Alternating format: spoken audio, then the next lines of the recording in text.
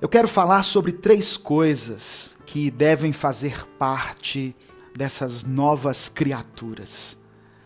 Se nós fomos chamados para uma nova vida, em 3 aspectos, principalmente, nós vamos ter que mudar.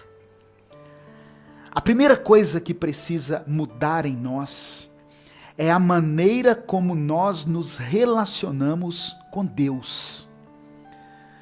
Muitas pessoas enxergam Deus de maneira incorreta, ou melhor, de maneira incompleta.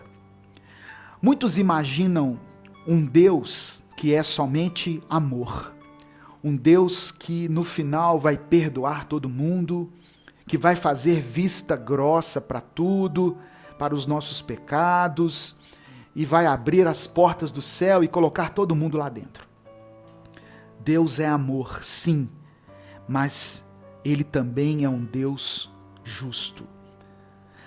Salmos capítulo 116, no versículo 5, está escrito: O Senhor é misericordioso e justo, o nosso Deus é compassivo.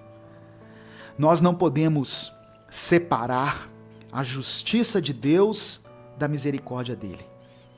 Em Deus, as 2 coisas caminham juntas, em harmonia. A justiça de Deus é misericordiosa e a misericórdia de Deus é justa.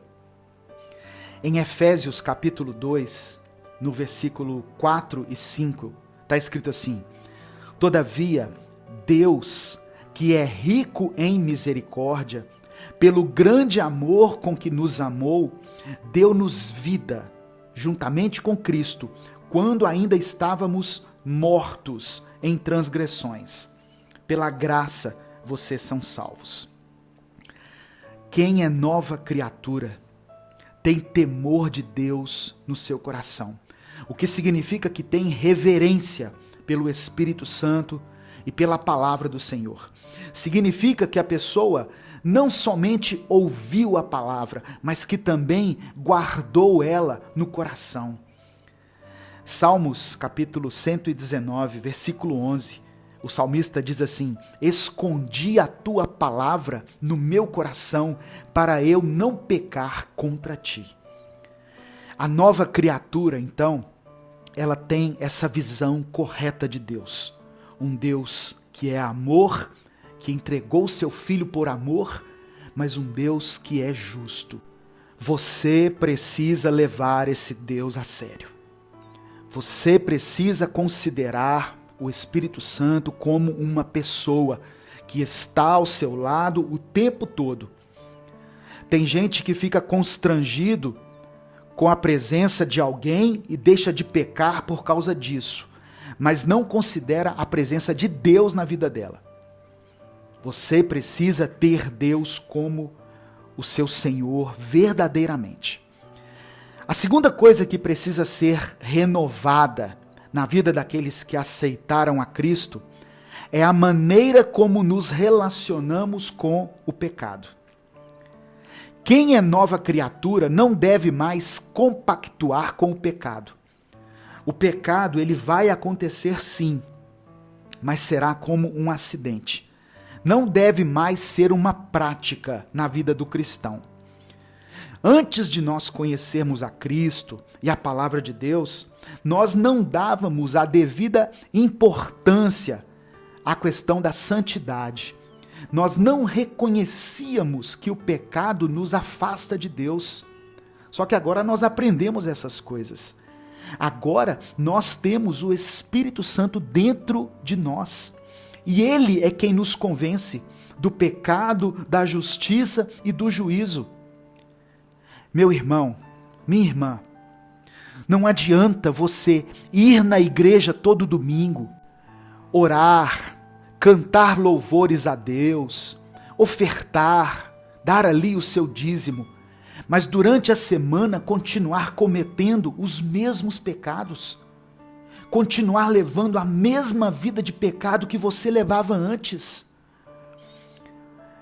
Leia comigo o texto de 1 João, capítulo 3. 1 João, capítulo 3, do verso 6 ao verso 10. Olha o que a palavra do Senhor diz. Todo aquele que nele permanece, em Jesus, né, está falando aqui, não está no pecado. Todo aquele que está no pecado não o viu nem o conheceu. Quem anda no pecado significa que não viu Jesus, não conheceu a ele. E o apóstolo João continua dizendo assim, olha, filhinhos, não deixem que ninguém os engane. Aquele que pratica a justiça é justo, assim como ele, Jesus, é justo. Aquele que pratica o pecado é do diabo, porque o diabo vem pecando desde o princípio.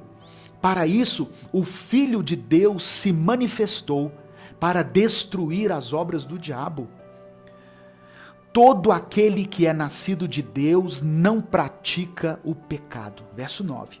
Todo aquele que é nascido de Deus não pratica o pecado, porque a semente de Deus permanece nele, a semente de Deus está dentro dele. Ele não pode estar no pecado porque é nascido de Deus.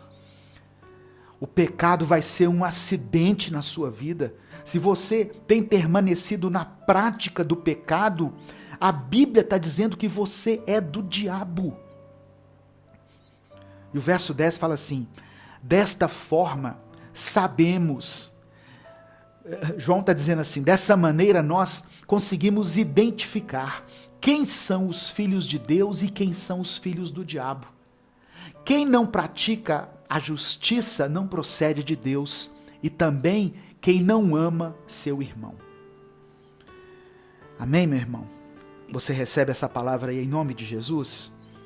Ah, pastor, aceitei Jesus, mas eu estou atolado no pecado. Talvez você não aceitou ele verdadeiramente. Talvez você precisa hoje fazer uma aliança verdadeira com ele, sabe? Tomar uma posição de crente mesmo, de alguém que tem temor de Deus. O Espírito Santo, ele nos convence, irmãos, do pecado, da justiça e do juízo. Ele nos mostra qual é o nosso pecado. Ele revela para nós que existe uma justiça de Deus que será cumprida, e ele nos mostra o juízo, ou seja, que nós podemos estar em condenação. Se você diz que aceitou Jesus, você está na igreja, você tem até cargo aí na igreja, faz parte do louvor, da liderança, é de ministério, tem título aí de presbítero, de diácono, que seja o que for, mas você continua praticando o pecado, você tem permitido que o pecado domine a sua vida, você não conheceu a Deus, você não conheceu a Jesus verdadeiramente. E essa é uma posição muito perigosa, porque você está vivendo em condenação, você está invalidando o sacrifício de Jesus na sua vida. Você somente ouviu a palavra, conheceu a palavra, mas você não a recebeu, você não se posicionou de forma verdadeira, de forma convicta no seu coração. Se você aceitou Jesus, demonstre isso com as suas atitudes. Amém? Em nome de Jesus. Se isso testifica no seu coração, coloque aí nos comentários. E a terceira mudança na vida daqueles que são feitos novas criaturas é a maneira como nós nos relacionamos com as pessoas. 1 João capítulo 4, versículos 20 e 21, está escrito assim: se alguém afirmar, eu amo a Deus, mas odiar seu irmão, é mentiroso. Pois quem não ama seu irmão, a quem vê, não pode amar a Deus a quem não vê. Ele nos deu este mandamento: quem ama a Deus, ame também seu irmão. Você já viu pessoas que dizem assim, eu amo a Deus, mas eu não aguento os irmãos da igreja? O que está dizendo aqui no texto, né? O que o apóstolo João está dizendo aqui, é que se alguém diz que ama a Deus, mas odeia as pessoas, essa pessoa é mentirosa. Porque não tem como você amar a Deus que você não vê e deixar de amar o seu irmão que você está vendo. Quem ama a Deus, expresse esse amor servindo aos irmãos, amando as pessoas. Não tem como, irmãos. A pessoa tá brigada com todo mundo, tá de mal de todo mundo, ressentida com todo mundo, mas ama a Deus. Não, ela não ama a Deus. Quem ama a Deus, ela consegue perdoar, ela consegue relevar, ela consegue conviver com as diferenças. Amém? Não adianta dizer que nós somos novas criaturas se ainda temos conservado as velhas intrigas com as pessoas. Se o nosso coração verdadeiramente está em Cristo, se somos novas criaturas, por que nós não conseguimos perdoar?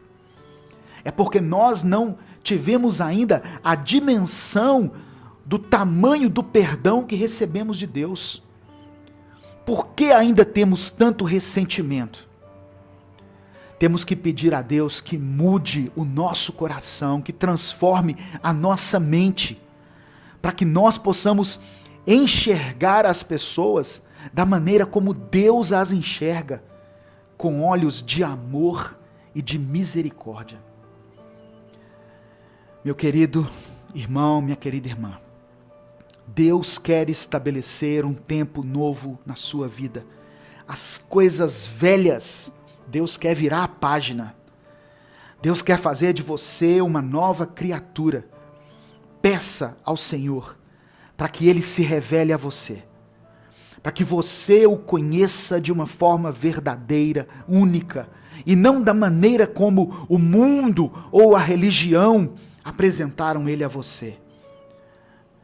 Reconheça Deus como um Deus misericordioso e compassivo, mas também como um Deus justo.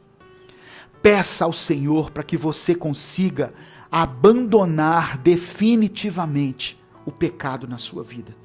O pecado tem atrapalhado você. O pecado tem impedido você de conquistar muitas coisas que Deus queria dar a você. Porque o pecado nos afasta de Deus.